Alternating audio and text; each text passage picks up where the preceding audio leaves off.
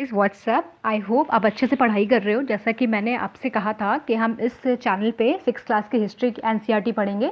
सो हम यहाँ पे क्लास 6 की चैप्टर 1 जो है what, where, how and when से शुरुआत करते हैं। इसका मतलब है क्या, कहाँ, कब और कैसे। हमें क्या क्या पता है अपने पास्ट के बारे में। यहाँ पे रिलेट पास्ट से किया गया है कि हमें पास्ट के बारे में ऐसे क्या सोर्स है जिससे हमें पास्ट के बारे में पता चलता है। तो हम आगे बढ़ते हैं और देखते हैं कि इस चैप्टर में किस किस क्वेश्चंस के बारे में पता चलेगा। तो पहला क्वेश्चन है what we can know about the past. हमें अपने पास्ट के बारे में क्या पता है, हमें कैसे पता है कि हमें कि हाँ कि ये पास्ट था हमारा। हमें कुछ ऐसे एविडेंस मिले हैं जैसे जिससे पता चलता है कि लोग ये खाया करते थे, लोग ये उपजाते थे, लोग ऐसे कपड़े पहनते थे। ओके, अब फिर है वेयर दे लीव। वो कहाँ रहते थे, झुग्गी झोपड़ी में रहते थे, मकान में रहते थे, महलों में रहते थे, कहाँ रहते थे। कुछ एविडेंस मिलने से पता चलता है कि लोग इन सब जगह पे रहते थे। अब है नेम ऑफ द लैंड, कि हमारे जो इंडिया है वो इसका नाम इंडिया है, भारत है। तो हमारे इसका नाम इंडिया कैसे पड़ा, भारत कैसे पड़ा, इसके बारे में हमें पता चलेगा नेक्स्ट थर्ड क्वेश्चंस में। उसके बाद आता है finding out about the past. हमें पास्ट के बारे में कैसे पता लगता है कि हाँ ये पास्ट था हमारा। कुछ आर्कियोलॉजिकल और कुछ डिपार्टमेंट के लोग हैं जो हमेशा खुदाई करते थे, एक्सकेवेशन करते रहते हैं, इनको कुछ ना कुछ हमेशा कुछ ना कुछ मिलते रहता है जिससे पता लगाते हैं हाँ उस टाइम पे ऐसे घर हुआ करते थे, ये ब्रिजेस हुआ करती थी, वहाँ पे ऐसे ऐसे पॉट हुआ करते थे, ऐसे चीज़ों का लोग इस्तेमाल करते थे, लोग ऐसे रहते थे, उनका उठने का टाइम ये था, वो ऐसे पूजा किया करते थे, ये ऑर्नामेंट्स पहना करते थे। ठीक है, फाइंडिंग अबाउट द पास्ट में हमें ये पता चलेगा। अब है नेक्स्ट क्वेश्चन है वन पास्ट और मैनी। पास्ट हमारा एक ही है या बहुत सारे हैं, इसके बारे में हम देखेंगे। अब जो लास्ट क्वेश्चन है बहुत इंपॉर्टेंट है, व्हाट डू डेट्स मीन। इसका मतलब है कि डेट्स हमारे लिए क्या इंपॉर्टेंट रखते हैं। लेकिन हम देखते हैं कहीं पर बीसी होता है, कहीं पे एडी लगा होता है डेट्स में, कहीं पर हम बीसीई भी देखते हैं, बिफोर क्रिस्टन एरा। तो इन सब का क्या रिलेवेंस है हम ये देखेंगे। ओके, हम हर एक क्वेश्चन का अच्छे से डिस्क्रिप्शन पढ़ेंगे। ठीक है, चलिए हम आगे बढ़ते हैं। ओके, पहला है what we can know about the past. Past के बारे में हमें क्या पता है। तो हमें कैसे पता लगता है कि जैसे कि पास्ट में लोग ऐसा क्या करते थे। तो कुछ हमें ऐसी चीज़ें का एविडेंस इससे मतलब पता चलता है कि लोग उस समय ये खाते थे। लेकिन हमें वीट हो गया, बर्ली हो गया, कुछ ऐसा पता चला है कि हाँ उस समय लोग वीट उपजाते थे, राइस उपजाते थे, जौ उपजाते थे, वो लोग ये खाते थे, एग्रीकल्चर करते थे। कुछ एग्रीकल्चर के एविडेंस मिलने से हमें पता चलता है कि हाँ वो एग्रीकल्चर ये करते थे, वो लोग ये खाते थे। क्या कैसे कपड़े पहनते थे, कुछ एविडेंस ऐसे मिलने से हमें ये पता चलता है कि हाँ वो ऐसे कपड़े पहना करते थे। अबाउट देयर लाइफ्स, कि वो कैसे जीते थे, क्या खाते थे, क्या पहनते थे। वो लोग फार्मर्स का जीवन जीते थे या किंग, राजा महाराजा की तरह, रूलर्स की तरह रहते थे, हंटर्स थे। तो उन सब के कुछ एविडेंस से पता चलता है कि वहाँ वो लोग पहले ज़माने के लोग ऐसे अपना लाइफ बिताया करते थे। अब है गेम्स। अब जैसे बच्चे हैं तो कुछ ना कुछ तो खेलेंगे ही। जैसे आज के टाइम पुराने ज़माने में लोग गिल्ली डंडा बहुत खेलते थे, अभी भी खेलते हैं। तो पहले के ज़माने में भी बच्चे जो थे कुछ गेम्स खेला करते थे। तो कुछ हमें एविडेंस मिलने से हमें यह पता चलता है कि बच्चे ऐसा गेम्स खेला करते थे, ऐसी स्टोरीज सुनते थे, लोग ऐसे स्टोरीज बोला करते थे। कुछ पिक्चराइजेशन मिला है बहुत जगह जहाँ हमें पता चलता है कि हाँ लोग पहले के ज़माने में लोग स्टोरीज भी सुनाया करते थे। कुछ हमें वेदास में पता चलता है कि लोग सॉन्ग्स भी गाया करते थे, सॉन्ग्स डेवलप भी करते थे। तो ये सब चीज़ें से हमें पता चलता है कि हाँ पास्ट में कैसे लोग क्या कैसे जीवन बिताते थे अपना। नेक्स्ट क्वेश्चन की तरफ चलते हैं। अब नेक्स्ट क्वेश्चन है हमारा वेयर डिड पीपल लीव। ठीक है, पीपल कहाँ रहते थे। Okay, where did people live. तो पहला है नर्मदा रिवर कुछ यहाँ पर है मध्य प्रदेश के पास। यहाँ पे नर्मदा रिवर में अगर हम नर्मदा रिवर के पास अगर हम देखें आसपास, तो आसपास के लोग स्किल्ड गेदरर थे। लोग क्या करते थे, एक गेदर का मतलब होता है इकट्ठा करना। ठीक है, तो वो लोग क्या इकट्ठा करते थे, जैसे हमें पता है कि पुराने ज़माने में लोगों का जीवन जो था वो घुमक्कड़ जीवन था, नोमाड जीवन था। लोग यहाँ से वहाँ घूमा करते थे।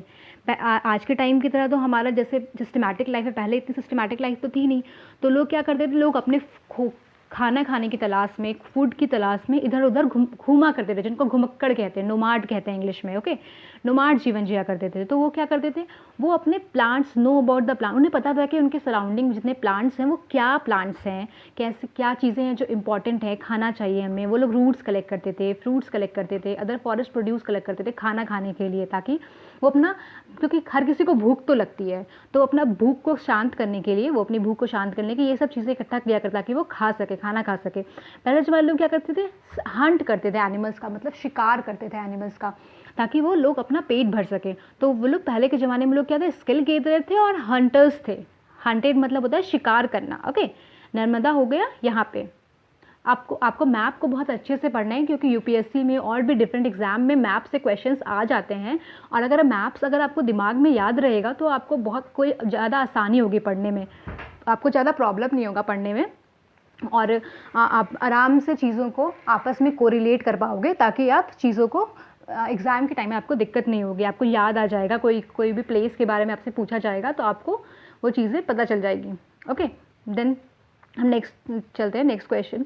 तो नेक्स्ट जो है वो सुलेमान और किरतार है। पहला हो गया नर्मदा, जो कि यहाँ पे था मध्य प्रदेश के पास। अब नेक्स्ट है सुलेमान और किरतार हिल। वो कहाँ है? वो यहाँ है, सुलेमान और किरतार हिल। ये कुछ पाकिस्तान और अफगानिस्तान के पास है, सुलेमान और किरतार हिल्स। अब हम यहाँ पे पता चला है कि पहले के ज़माने में लोग क्या करते थे, वुमेन एंड मैन ये में यहाँ पे फर्स्ट सबसे पहले यहाँ पे क्या किया था, ग्रो किया था क्रॉप्स कुछ 8,000 साल पहले। Wheat and barley crops. Barley मतलब होता है जौ, वीट मतलब हो गया गेहूँ। गेहूँ और जौ के वहाँ पे खेती किया करते थे लोग। हमें कुछ ऐसे एविडेंस मिलने से पता चलता है कि यहाँ पे लोग सबने सबसे पहले वीट और जौ को उपजाया था। वहाँ के लोग rearing animals like ship, got and cattle.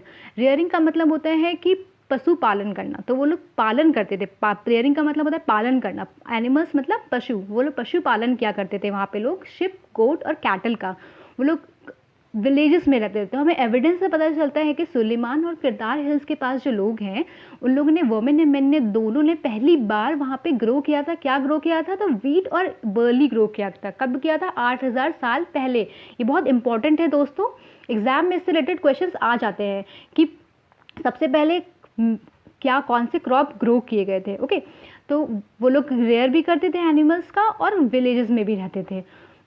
फिर हम चाहते हैं विंध्या। विंध्या यहाँ पे नर्मदा के ऊपर हो गया विंध्या। विंध्या में सबसे पहले हमें राइस ग्रो करने के एविडेंस मिले हैं। ठीक है, नॉर्थ ऑफ विंध्यास, यहाँ पे जो गंगा की जो बेल्ट है यहाँ पे नॉर्थ ऑफ विंध्यास में यहाँ पे हमें पता चला कि पहली बार लोग फर्स्टली वहाँ पे क्या करते थे, ग्रो करते थे राइस को। ओके, फिर आगे पढ़ते हैं दोस्तों। यहाँ हमें हम इंडस रिवर के बारे में कुछ चीज़ें का बारे में पता होना चाहिए, क्योंकि हम आगे जाके इंडस रिवर के बारे में पढ़ेंगे। तो इसलिए हम इंडस रिवर का थोड़ा सा यहाँ पे मैं डिस्कस कर ले रही हूँ, जिससे आप लोग को थोड़ा सा मैप दिमाग में तैयार हो जाएगा, ताकि आप चीज़ों को कोरिलेट कर पाओगे। इंडस रिवर जो है वो चाइना से बहती हुई इंडिया में आती है, जो कि JNK पोर्शन को कवर करती है, पाकिस्तान में को कवर करते हुए अरेबियन सी में जाके मिल जाती है। इंडस जो है, इंडस की 5 ट्रिब्यूटरी है, जो कि मेजर ट्रिब्यूटरी है इंडस की, जो कि चेनाब, झेलम, रवि, बीस और सतलुज। ये जो 5 ट्रिब्यूटरी है उसमें से सबसे जो लार्जेस्ट ट्रिब्यूटरी है उसका नाम है चेनाब। ओके, लार्जेस्ट ट्रिब्यूटरी का क्या नाम है? लार्जेस्ट ट्रिब्यूटरी का नाम है चेनाब। और जो ये इंडस रिवर है उसको 2 पार्ट में डिवाइड किया गया, एक ईस्टर्न पार्ट है और एक वेस्टर्न पार्ट है। इंडस रिवर ट्रीटी के अनुसार इंडिया और पाकिस्तान के बीच में इंडस रिवर के ट्रिब्यूटरी को डिवाइड किया गया। तो कुछ पोर्शन जो है वो इंडिया यूज़ करता है कुछ ट्रिब्यूटरी का, और कुछ ट्रिब्यूटरी पाकिस्तान यूज़ करता है। तो हम देखेंगे ईस्टर्न रिवर जो है 20 रिवर और 20 रावी और सतलुज, ये जो है वो इंडिया यूज़ करता है, और वेस्टर्न रिवर जो है चेनाब और झेलम ये पाकिस्तान यूज़ करता है। ओके, तो हमने अभी इंडस के बारे में जाना। अब हम नेक्स्ट देखते हैं Indus river and it's tributary. यहाँ पे कुछ 47 ईयर्स एगो पहले यहाँ पे सबसे पहले सिटीज़ का डेवलप्ड हुआ था। इंडस रिवर के पास हमने सबसे पहले देखा सिटीज़ का डेवलप्ड हुआ। Okay, and Ganga and it's tributary. Ganga river कहाँ थी? गंगा रिवर थी, आप एक बार देख लो गंगा रिवर कहाँ थी। गंगा रिवर है यहाँ पे। ओके, ये जो बेल्ट है उत्तराखंड से निकलती है गंगा, तो यहाँ से ये पूरा ये गंगा रिवर है, ये निकल के बे ऑफ बंगाल में गिर जाती है। ओके, गंगा रिवर के पास हम देखें तो 25 ईयर्स एगो सबसे पहले यहाँ पे अर्लीस्ट सिटी डेवलप्ड हुआ। तो सबसे पहले कहाँ? इंडस रिवर के पास डेवलप्ड हुआ और फिर गंगा रिवर के पास डेवलप्ड हुआ। ओके, देन अगर हम साउथ ऑफ गंगा जाएं, गंगा के साउथ की बात करें, तो गंगा हो गई हमारे यहाँ पे। ठीक है, गंगा के अगर हम साउथ में जाएं, तो यहाँ पे एक मगधा रिवर है, मगधा जगह है बिहार में, जो कि वहाँ पे अर्लीस्ट सिटीज़ का डेवलपमेंट हुआ था। जो हम महाजनपद के बारे में आगे पढ़ेंगे, जो 16 महाजनपद थे उसमें से मगध सबसे बड़ा महाजनपद था। तो अब वो जो कि बिहार में है वो भी यहाँ पे डेवलप्ड हुआ था, गंगा के ट्रिब्यूटरी के पास मगध देश का डेवलपमेंट हुआ था। ओके, देन आगे देखते हैं नेम ऑफ द लैंड। अब लैंड का नाम जो है हमारा इंडिया जो है, भारत जो है, वो लैंड का नाम कैसे पड़ा? ठीक है, ओके, तो हम ये देखते हैं कि हमारा जो देश है जिसका नाम इंडिया है, जिसको हम कभी कभी भारत भी बोलते हैं, तो उसका नाम इंडिया और भारत कैसे पड़ा।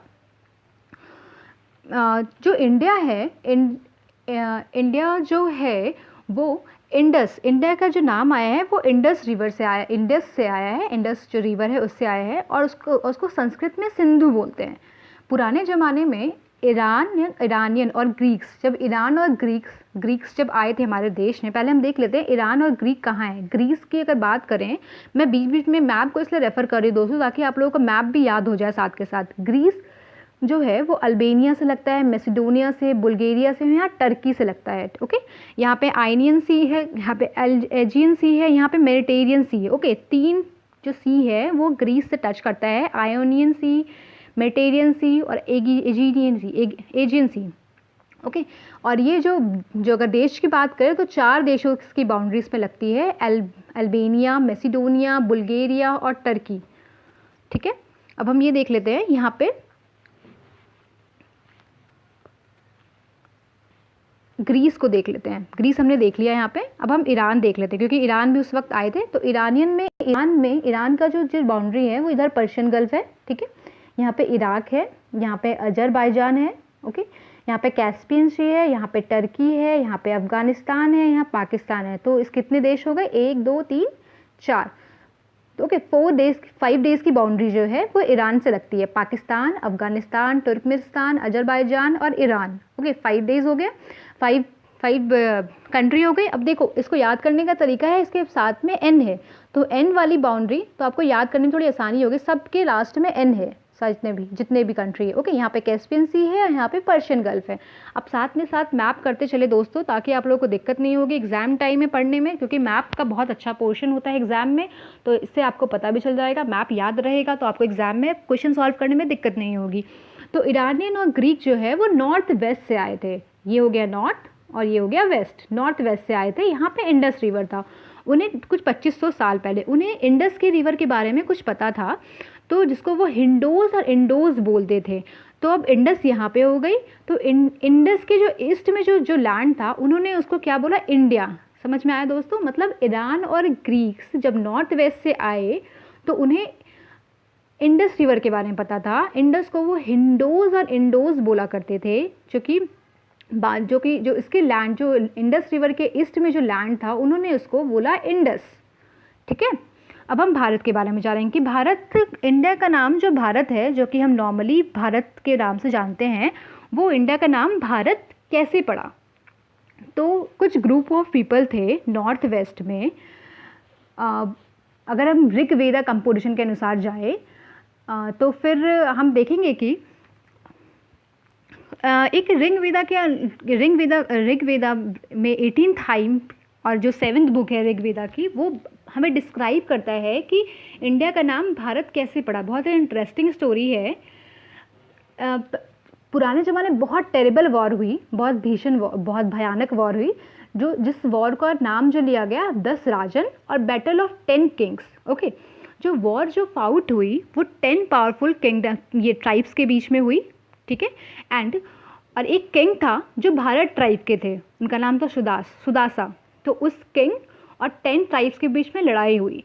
लड़ाई जो हुई थी वो रावी नदी के बीच में हुई थी। ठीक है, रावी नदी के बीच में, रावी नदी के पास में, पंजाब के पास जो रावी नदी है वहाँ पे हुई थी। तो उन दोनों की लड़ाई में जो विक्ट्री हुई वो भारत ट्राइब की हुई। ओके, जब भारत ट्राइब की विक्ट्री हुई तो लोगों ने अपने आप को भारत ट्राइब से एसोसिएट करना शुरू कर दिया, और लोगों ने उसकी ऑनर के लिए अपने आप को भारत ट्राइब का ये एसोसिएट करके अपने आप को भारत ट्राइब से एसोसिएट करने लगे और कहने लगे कि वो भारत ट्राइब से बिलोंग करते हैं। ऐसे भारत करते करते भारत का नाम भारत पड़ गया। ऐसा ये ऋग्वेदा में लिखा हुआ है। ओके, ऋग्वेदा में जो बैटल ऑफ 10 किंग्स के बारे में डिस्क्राइब किया गया है 7th बुक में, उसकी 18th हाइम में ऐसा लिखा गया है कि 10 राजा थे और एक राजा था जो कि भारत ट्राइब से बिलोंग करता था। राजा का नाम था किंग सुदासा, और उन दोनों के बीच में लड़ाई होती है।